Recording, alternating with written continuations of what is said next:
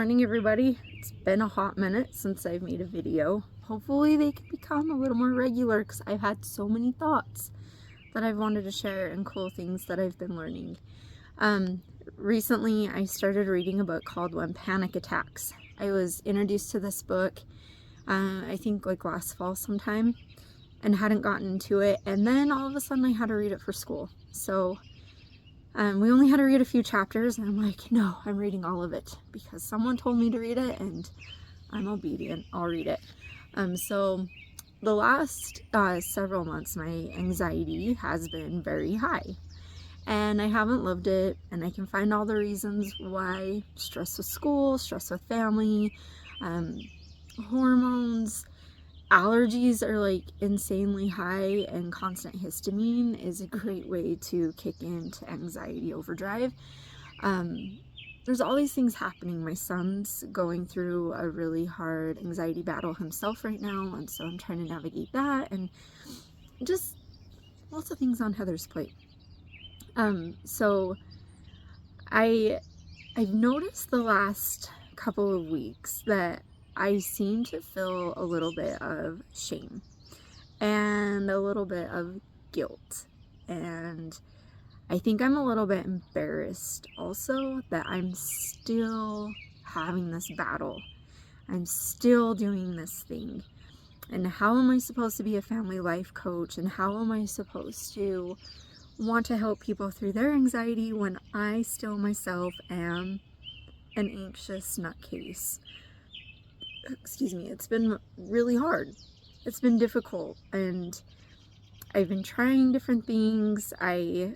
All the videos. I don't know how many of you have seen like all the videos on Instagram. Like, if you feel anxious, do this. If you feel this, do this. I've been trying all the different tools and techniques, and I will say there are some that have helped me, and it's crazy because there's others that maybe didn't help me but helped my son or have helped my daughter. So I mean, they're all worth trying, right? Like, what's it gonna hurt you to stick your finger in your ear and pull it down?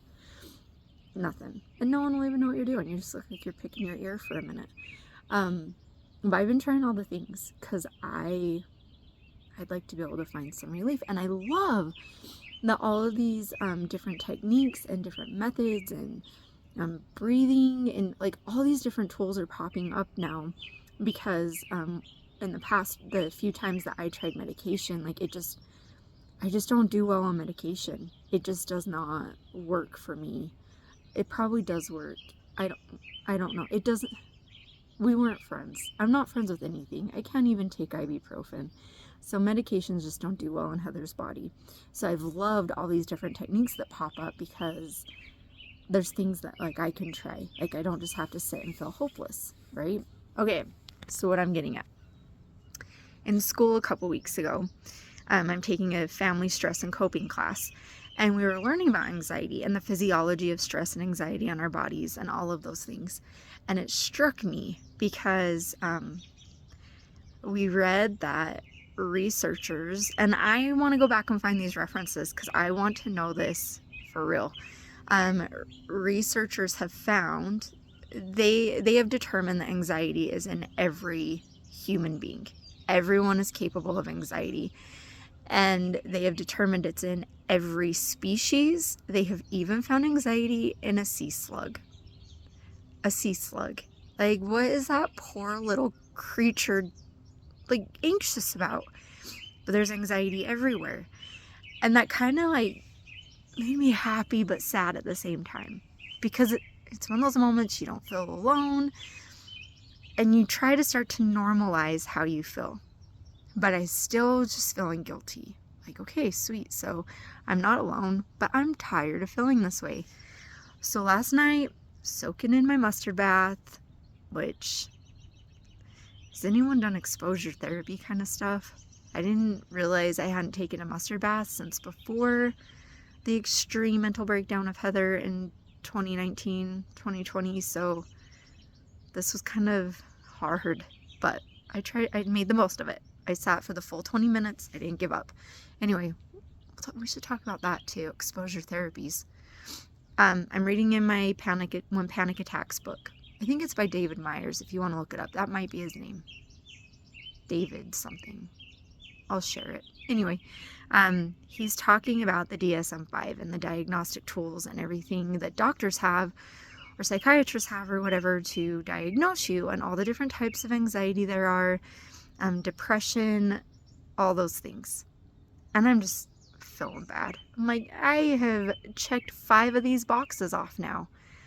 Oh my gosh. And then he said, but why? Why do we have this book? And he's like, it's literally created by a committee of psychiatrists that get together and decide, here's what we think the criteria should be. He's like, so if you have generalized anxiety disorder, one of the criteria is you have to feel anxious for at least 6 months. He's like, but what if you were only anxious for 5 or for 2 months? Like, does that write it off that that wasn't anxiety? He's like, I don't love this. But what it does do is it allows doctors to be able to prescribe medication. It also helps psychiatrists and different doctors to know what kind of treatment plan you need based on the things that you're experiencing. I mean, there is good to it, right? But I love this point that he brought up. If you went into the doctor because your chest hurt, you're fevered, you're sick, and you'd been sick for like 2 days, they do an x-ray, they determine you have pneumonia, you would be diagnosed with pneumonia. No doubt about it, this is what you have.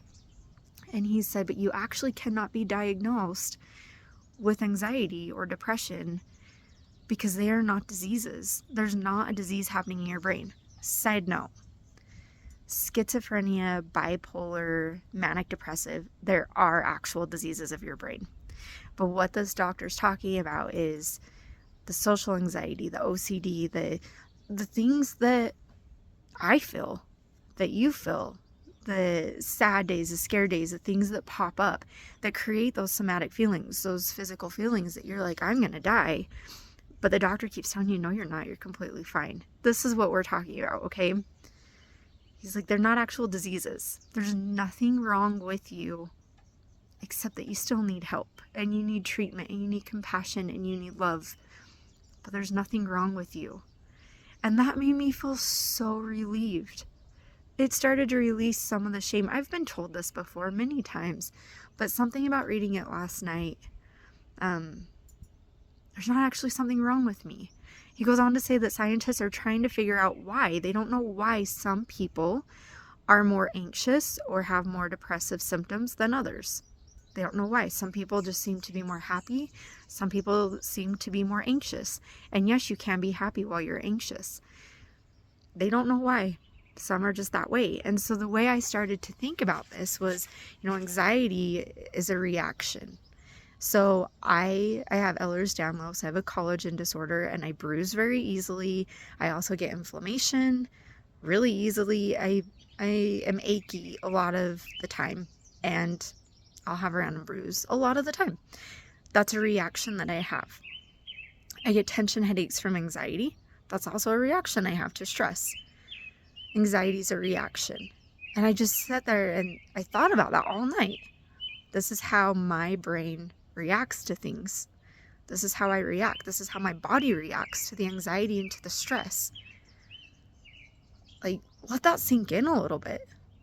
I don't know if anyone needs that message right now like I do, but you have anxiety, but there's nothing wrong with you.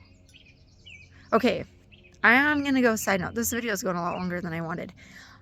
I hate those words, there's nothing wrong with you, because I know that when you're in the midst of it, it feels like everything is wrong with you.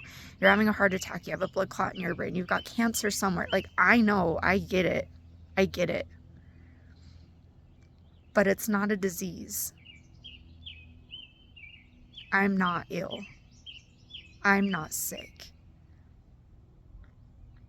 I feel anxiety. But I'm pretty cool because of it. You're pretty cool because of it. Anyway, someone save those sea slugs. That breaks my heart too. Talk to you later.